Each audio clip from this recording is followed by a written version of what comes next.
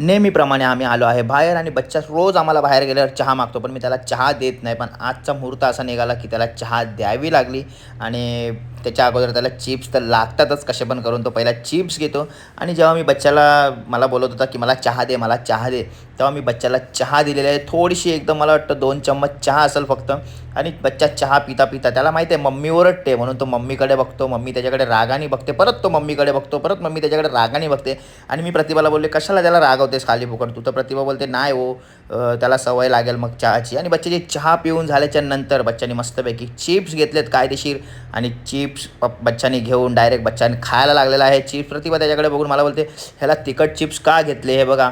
प्रतिभा भडकले त्याच्याकडे बघून, पण बच्चाला काय फरक नाही पडत. बच्चा आपला मस्तपैकी खायचं काम करतोय चिप्स एकदम कडम कुडूम. आवाज ऐकायचा आहे तुम्हाला तर आवाज ऐका. हां